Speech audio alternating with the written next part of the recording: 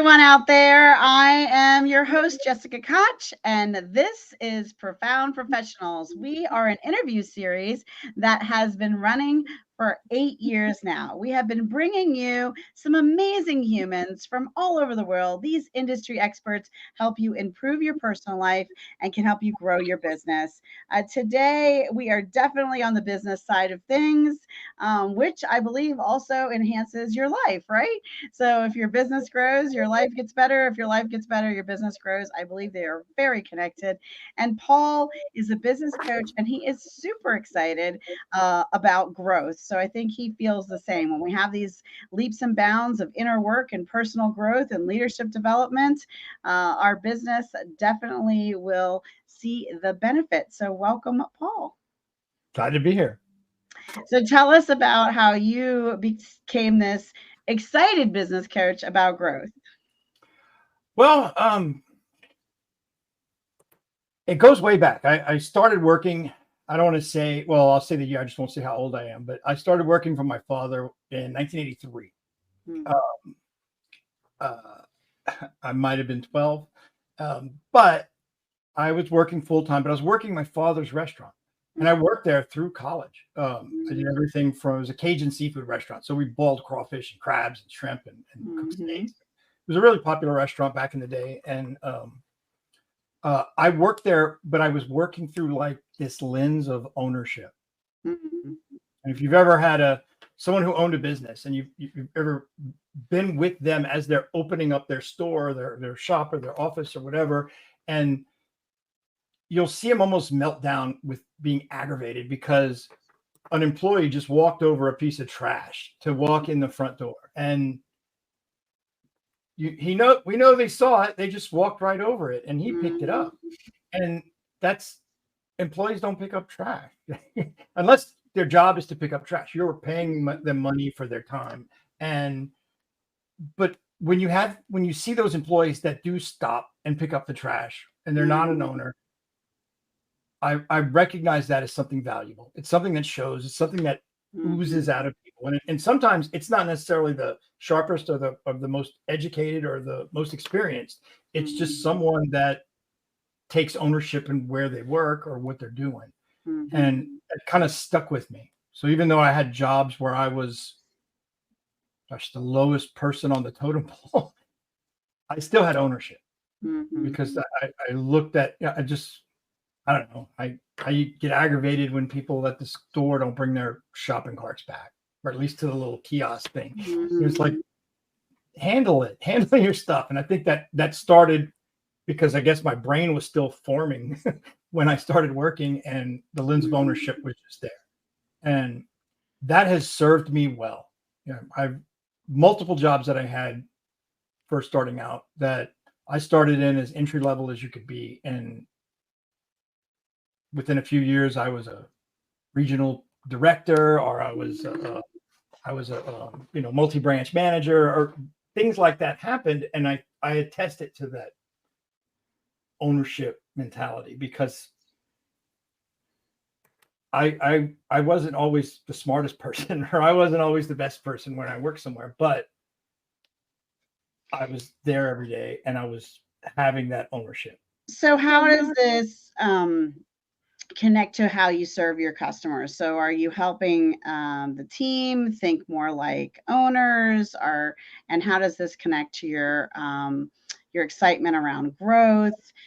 So what kinds of things are you doing to help develop teams? And is it for a corporation who have large team, or could it be a solopreneur? Like what kind of businesses are we talking about? Well, it varies. I've only been in business for myself since January, so I'm doing what I did for 10 years prior, but I was working for a company that did it. Now it's not just me coaching or being a fractional CEO or whatever it's called. I'm doing the marketing. I'm doing the sales. I'm collecting the people's money and delivering on promises and following and communicating outside of the coaching. So but I've talked to absolute startup solopreneurs, and I've talked to multi-million-dollar businesses with multiple layers of management and divisions. But I work directly with either a partner or an executive or an individual. That's how I do it. Now, 80% usually, especially in the beginning of what I do, is mindset. It's getting them to think the right way. It's getting them to basically stop and back up a little bit and is there anything in our foundation that's missing? Because that's usually the problem, especially in the entrepreneurial space, when someone's trying to start up, but keep the lights on. If it's their first time doing it, they might have a restaurant because they're a really good cook, or they might be given piano lessons because they're really good at playing the piano, but it doesn't necessarily translate into being a great business person. I know some phenomenal restaurateurs who can't cook an egg, but they can run a profitable store. And that's the difference. And that's the mindset to get the owner out of that kind of technician role. So what's the big focus of what you're accomplishing with your customers? Is it really the bottom line of the business itself is raising? I mean, are you talking about leadership growth, internal growth, company expansion, or their actual profit margin? Or is it all the things? When you come in to a company and you take a step back and you do an evaluation, then what's the end goal when working with you? Well, growth, as you said, it can be defined a bunch of different ways. It could be work-life balance. It could be branding. It could be diversity. It could be so many different things. It's what I want to get to know the person. I want to find out, why do you put clothes on and get up out of bed and go work every day? I want to know your why. I want to know the purpose behind what you're doing. And this is key, because I'm going to spend a lot of time figuring out what this person's goal or goals are. And they got to track with the why. And I'm kind of like a coach. If you've ever had a personal trainer, you hate them on leg day, or you get mad at them when you're ready to stop. But I'll ask someone, okay, so what is your purpose? Why do you do this? And they'll say 90% of the time, for my kids or my spouse. And I'm like, all right, let's go a little deeper there. Why don't you share your screen and let's look at your calendar? I want you to show me where your spouse and your kids are. And it's never on the calendar. And the calendar is unfortunately where the actual priorities are. And one of two things happen. They have a real epiphany and they're going to move into this honest space where they're like, you know what? My kids and my wife are a responsibility and obligation. I love them. I would kill or die for them. But my purpose is fishing or whatever it is. Like, this is what I don't need an alarm clock to get up to go fishing. I'm saying this because I've heard it. And it's a lot easier to move forward in that honest space. It's not like a judgment thing. Like, everybody thinks they're supposed to have certain priorities. And I'm less interested in judging you for your priorities. I'm more interested in learning how to motivate you. And that's really, really important. Now, some people will take that to heart and instantly start scheduling time in their calendar with their kids. And bravo, that's awesome. More people should probably do that. They're all over it's all over my calendar. and that's not a bad thing. Either way is fine, but I think it starts things off with a little bit of challenging and a little bit of firming things up. And it's not about the business. We've backed out of it. There's all kind of weeds and drama and all kind of stuff going on in business, and we'll get there. But once I find out what their purpose is, then I want to know what their goals are. Goals are the motivation. I use this example because I love saying it because I'm proud of it. But when I was in high school, I was fast. I was a fast runner. I ran a 4.4 second 40-yard dash. Wow. Only recently was it broken the record at my old high school. I'm 53 now. Mhm. I don't think I could run a 4.4 second 40-yard dash. I have no motivation to do such a thing. There's no track meets there. No, it's all that's over with. However, if I was in the woods and a bear started chasing me, I would probably find a gear and I would get pretty freaking close to that 4.4 seconds. And You might beat your own time. It's what I call proper motivation. Mhm. And proper motivation makes things happen. Mhm. We're not, people think they're motivated by money. They think they're motivated by security or savings or a car, whatever they think it is motivating them. I want to dig a little bit deeper. Mhm. I had one customer say, my goal is to get a Corvette. Mhm. I was like, okay, that's a nice car. To me, I'm thinking that'll never pull a horse trailer. I don't know why anybody would want that car, but everybody's got their own thing. I'm like, how much does a Corvette cost? He had no clue. I was like, that's not a goal. You don't know. You don't. There's no way that's motivating you because you know we've all heard SMART goals. You got to be specific. How much money is it? You got to be measurable. How do you know if you're going to do it? It's got to be doable. To break it down, you could probably finance it for 7 years or something, but we got to know what it costs. We got to know what your credit will let you do, and how will this impact your monthly budget. But once I get goals like that, and I rarely hear two goals that are the same, but there are goals. Goals could be, I want to take a real vacation. Like, I don't want to spend a long weekend at the beach. I want to go to Greece for 2 weeks. Mhm. I don't want to spend $900. I want to spend $12,000 on a vacation, or I want to redo my entire kitchen, and that's going to cost $40,000. I get goals like this, and once I start hearing about the goals, remember I've just explored their why and their purpose. If the goals track with the why and the purpose, then I can work with that. And then the rest of it is a business plan. Business planning is the thing that I've demystified. That's what I was known for at my previous job, because a business plan was a deliverable we gave to our clients. We said, you'll have a business plan.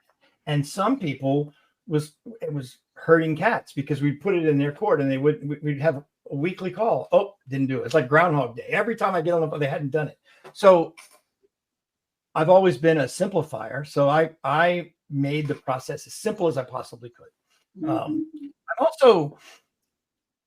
I don't think I'm as strong in mathematics as I think I should be.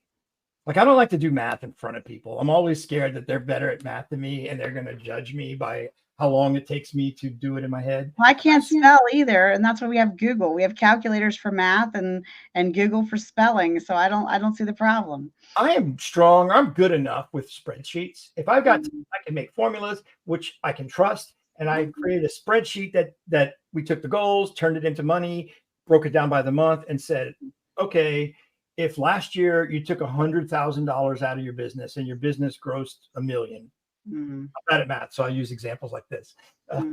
That's 10%. If you decide after we add this kitchen and this Corvette, we need it to be 200,000. Well, then we need the gross number to be 2 million. Now I'm oversimplifying it, but you kind of get the point. I'm not saying, a lot of people will say we did $1 million last year. We want to grow. So our goal is 2 million. Well, 2 million is not motivating at all. It doesn't mean anything. You've never done it. It doesn't attach to anything. But I find when we create a number, and sometimes the number isn't 2 million, it's 1,817,450. But that number represents a vacation, a new kitchen,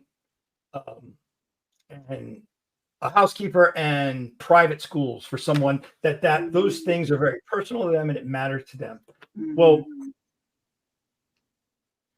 I coach people to be very transparent about their goals, and nobody wants to go to their spouse and say, hey, we're going to go ahead and keep those plastic cabinets in the Formica countertop for one more year because I had a bad quarter. Or, hey, kids, you're going to PS14. Sorry. Or, honey, we're going to not go to Greece. I know you bought clothes and you were excited, but no, it's not happening. Nobody wants to have that conversation. And the motivation of not wanting to have the conversation, or the motivation, either positive or negative, not wanting to disappoint, or they want to drive the freaking car, that we succeed. And it doesn't matter how ambitious it is or how easy it is. I simply break it down by quarters, and I break it down the quarters by months, by weeks, and I hold my clients accountable. We have like once a week calls, and we look at what happened. And the whole process for building it creates a need and an understanding to understand numbers. And business owners, more often than not, are resistant or hesitant to embrace their numbers. Yeah, knowing your numbers and tracking your data is super important. It brings a reality to what is, not just what you think it is, but what you know it is. Big, big, big differences. So what I'm hearing is when you're working with clients, is it all virtual? Is it some in person? Is it only one-on-one, one company at a time? Or do you ever do group sessions or group training? Do you have online courses? Like, what are the different ways you work with and educate your community? Well, right now I'm working one-on-one. I have a little group. I have a client who does independent insurance, but he's in like a larger group. And sometimes he has some of his cohorts join our calls, but I don't mind, because he's doing that because I told him he could have an affiliate commission if someone signed up for my services, and that's what I understand the deal is. And they're actually getting to see it in practice. Right. But in my former role, I ran workshops, I did office hours, I did group coaching, I did group calls, I did presentations, we had live events. I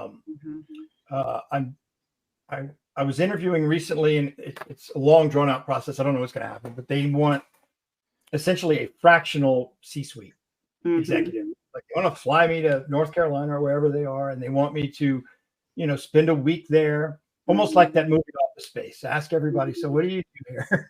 Exactly. Kind of evaluate the staff.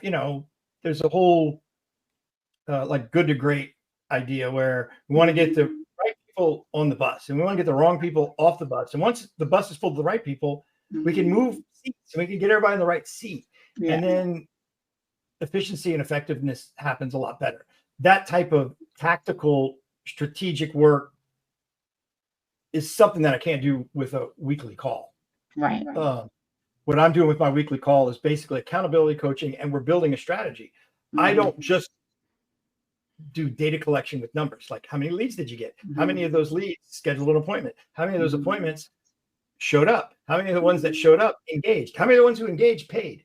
And we have conversions, and we're watching them. And once they embrace that awareness of the numbers and that understanding of why it's important, it's the only way to get their attention off of the revenue and onto a metric like leads. Because if you need to be adding new customers consistently, you need to know how many you need. And that's the math of the business plan. That tells us if we need $2 million, that's this much a quarter, this much a month, this much a week, and average sale is this. We can figure it out how many leads we need. But when you're the owner of a business, it doesn't matter how good of a cook you are. It doesn't matter how good of a lawyer you are or a doctor. When you're the owner, the highest, best use of your time is making sure there is enough potential clients coming in to support the goals of the business. But if you trust your numbers and you're holding yourself accountable and you're tracking them and you're watching the ebb and flow of, your show up rate, your closing rate, it fluctuates, but you know it. It's a fact, not a feeling. I say that all the time. But it's when you trust your numbers and you put the focus on the leads, the money takes care of itself. But when you're focusing on the revenue, you focus on revenue producing activities. And if you're ever in a cash crunch of any sort, you make it worse by stealing next month's revenue for this month so that we can have the revenue here. But since you were focusing on those revenue producing things, you weren't paying attention to, were you getting enough leads every month, every week, every day? And when the focus is on the leads, your leads don't necessarily produce revenue this month. Mm. They are producing next week, next month Mm-hmm. order. But if you're focusing on revenue, once you kill the golden goose, stop laying eggs. Yeah. Leads are the thing. And that's the mindset, getting them to embrace their numbers and trust the process. And so much of what you're sharing, I always ask my guests at this point for a tip. And so much of what you're sharing is kind of tip after tip after tip. So if there was one main thing that they could do today that would improve their business, what's the tip that you would offer? I would say figure out how many leads it took Mm-hmm. in a time period and have the appropriate amount of money. In other words, Mm-hmm. say it took 100 leads to get 10 clients, but each Right. client produced $100. So $1,000 divided by 100, the leads are worth $100 each. Mm-hmm.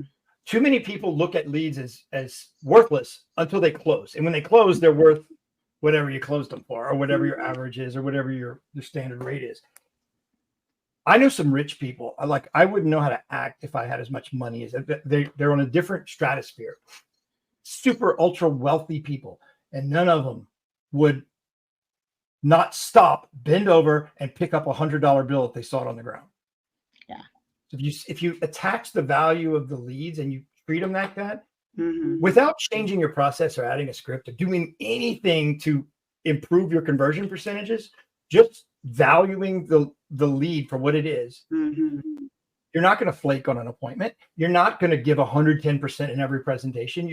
You're attaching value. Mm-hmm. It's like I have a couple of watches. One of them is valuable. Mm-hmm. I don't wear it because I'm scared to. One of them, I think the battery costs more than the watch, but they're the same size. They both tell time, and I just have attributed, a value to the Rolex that just doesn't exist on the other one. I don't even know. So really value your leads is your tip, is really have value for knowing how many leads you need in order to achieve your goals, and hold a high level of value for your leads and your lead process. Is that your tip for our audience? Yeah, and that would help. That helps a lot, even without implementing anything. Just like knowing once you know your numbers, you're focusing on the leads and you're valuing the leads. There's a lot we can do to improve that, but just that awareness. Once and that's 80% of that is mindset. It's not business acumen. It's not MBA. It's not law school. It's not anything. It's just the way you're looking at it. Yes, mindset is absolutely huge. Another great tip. Now, we know you're out there watching, and we are so grateful for that. And as we get to this next part, make sure you put the causes in the comments that are close to your heart. Want to spread a little awareness? Hit that share button. You could be someone's hero, because you could inspire someone today to share time, treasure, or talent with the causes you suggest, or even the cause our amazing guest that's close to his heart is going to share with us today. So, Paul, tell us a cause that's close to your heart. Well, most of the people in my family that have passed away that I knew personally died of cancer. I live in South Louisiana. I think we're basically the last stop for any pollutants that come from the rest of the country. Our cancer rate's very high, and I absolutely know multiple people who went to St. Jude's Hospital and didn't have to pay a dime. So whenever there's a cause or a thing like that, that one has a real special place in my heart. I think that's a beautiful cause. So if you're out there and you get asked to put a little money into St. Jude's, or maybe go call them, find out how you can volunteer if you're near them, or for their next fundraising, or if there is a children's hospital near you, or another cause that supports cancer, just reach out, and we appreciate you. We have to always try to take some time to move the spotlight off ourselves and bring some awareness to these causes that are doing so much good in the world. So besides causes and loving on the community and the globe as a whole, one of my other favorite things is books. I have them everywhere. They're here, they're there. And I love audiobooks, and I am just constantly ingesting new information as quickly as I can possibly read it, and then rereading it and reading it again until I've applied all the brilliant things I'm learning. So tell us about a book that inspired your personal life or helped you grow your business, Paul. All right. Well, there's several. I like books too, and I'm a big fan of audiobooks. But I think it really magnified when I met the author. There's a guy named David Emerald. He wrote a book called Power of TED. It's the tongue twister. It's the empowerment dynamic. That's what TED is, and it's written like a story.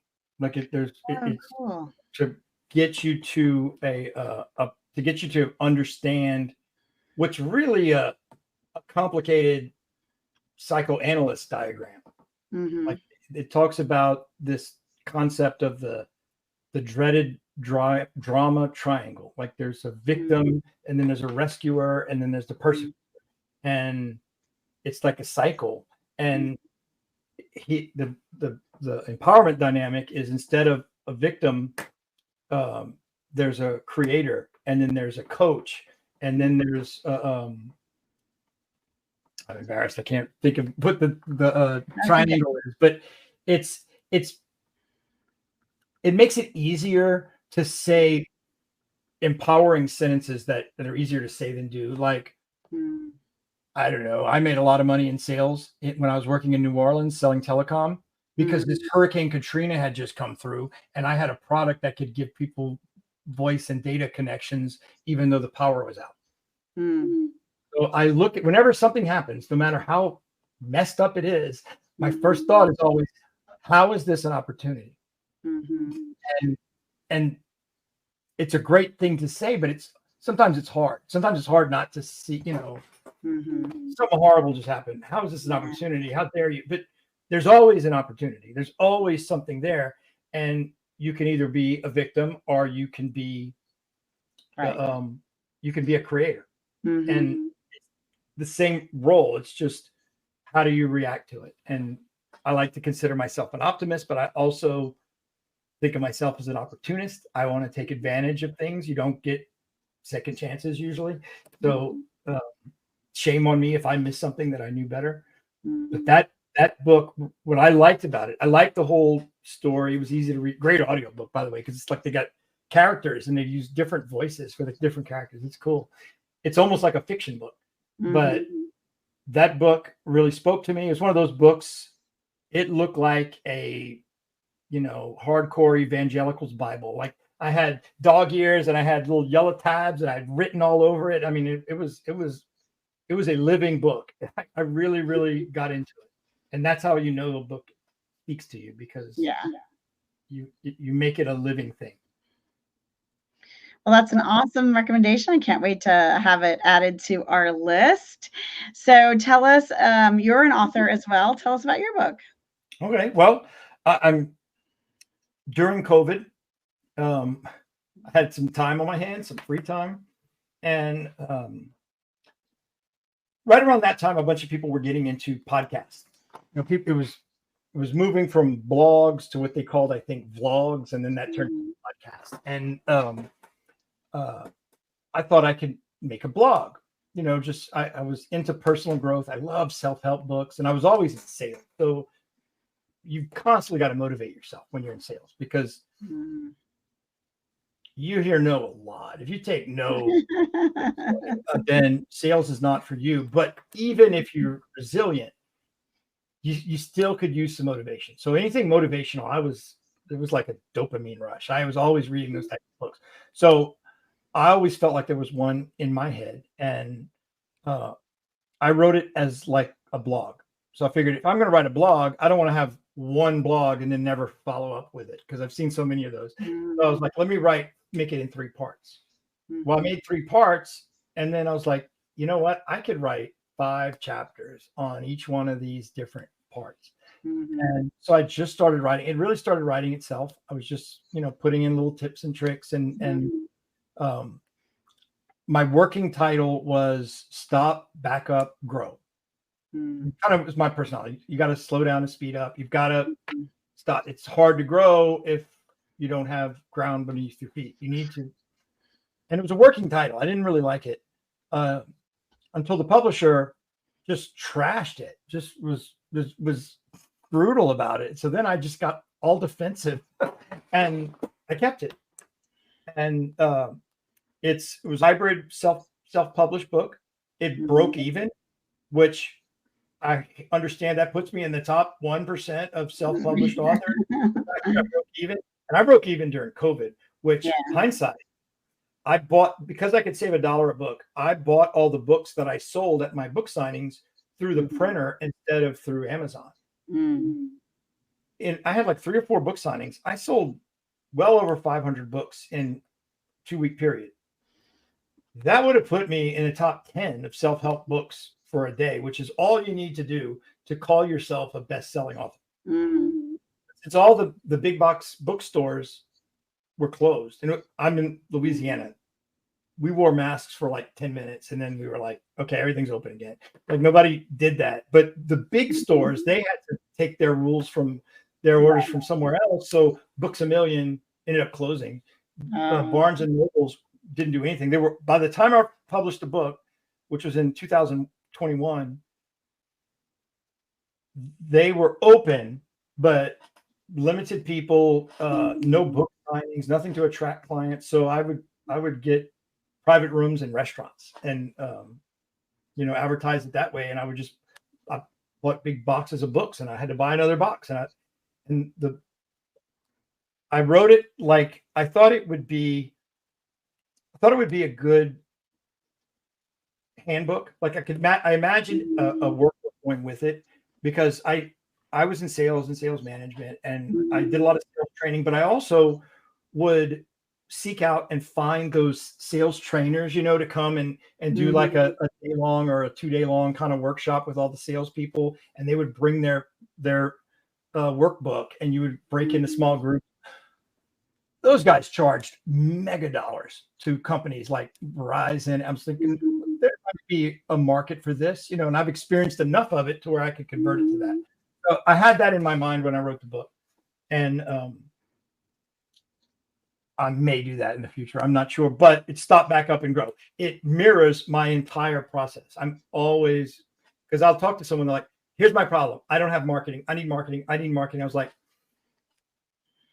it's interesting that you say that, and you might be correct, but I'm going to find out what your purpose is. We're going to learn your goals. We're going to turn your goals into a number, and the number is going to create a business plan. And we're going to do all the steps. And it's I mentioned that I have large animals. We have horses, and when you get a horse, and it's the first time you meet them, we have what's called a round pen. It's like this 50-foot circle. You bring the horse in the round pen. You have a lead rope, and you're watching this horse because you don't know him. The horse can kill you. It's just they've got to know that you're in charge, and you got to work with them.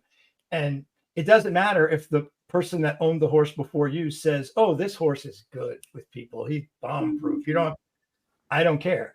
Any horse that is going to spend time around me, I'm taking them in that round pen. I'm going to run them through a bunch of. So it's like we got to stop, do it again, stop, back up. That was kind of the theme with horses. It's the same with a business. It's the same with a project, because I have clients who are not necessarily the owner. And okay, what are your goals? Why are they your goals? Are they realistic? But everything about it, it's I call it a personal growth formula that's as easy as falling down. It's not complicated. It's not long. In fact, when I wrote it, it's not enough pages. I was like, you tell me just write a bunch of extra words. And I was right, because the trend after COVID was shorter books. And I'm happy I wrote it when I did, because if I was writing it right now, I might be tempted to use that AI chat GPT, whatever. To me, that's, I don't know, that's like plastic surgery. You did it old school way, right? That's but right. I did it the old-fashioned way. In fact, I hand wrote it. I'm not a typist. I type with 2 fingers, and uh, I hand wrote each chapter, and then my first rewrite was typing it. Mm-hmm. But it's a fun book. I as soon as I wrote it, all my friends said, "Oh, I only listen to audiobooks." So I went to the studio and I recorded it. So if you want me to read my book for you, I do it. It's on Audible. Very cool. I love that. Well, thank you for sharing with us about your book. And if you're out there watching and you have a book that you recommend, well, please put it in the comments. And if you're an author and you've written a book, we'd love to hear about that too. Don't forget to hit that share button. And if you're thinking, hey, wait, I'm an industry expert, I can improve someone's personal life or help them grow their business, well, we would love to feature you. Reach out to us, and our team will just tell you how to get that done, and we'll see you and feature you very, very soon. Now, before we say goodbye to Paul, we're going to ask him for a final piece of information or inspiration. What do you have for us as we leave today? Oh, I had this at the tip of my tongue. Yogi Berra, and I might be butchering this quote, but it was a great one. If you don't know where you're going, you just might get there. And it underscores my premise. I have a plan. I plan everything. We're going on. My son's getting married. We're going on a road trip. I have a multi-stage plan. We're gonna pivot, and we're gonna go all short. And I'm not a micromanager, but if you don't have a plan, any change you make is just, throwing stuff against the wall. It's not necessary. You have to have a baseline to compare what you want to change to. Change is fun. Change is good. You don't want to be stagnant. But having a plan, because if you don't have one, you just might get there. I love that. Thank you, Paul. I've had a lot of fun interviewing you today. I hope you've had fun being on the show. We thank everybody out there for watching. And until our next show, that's right, Profound Professionals coming back again. But until next time, I'm your host, Jessica Koch. And please be kind to yourself out there and be kind to each other. Bye, everybody.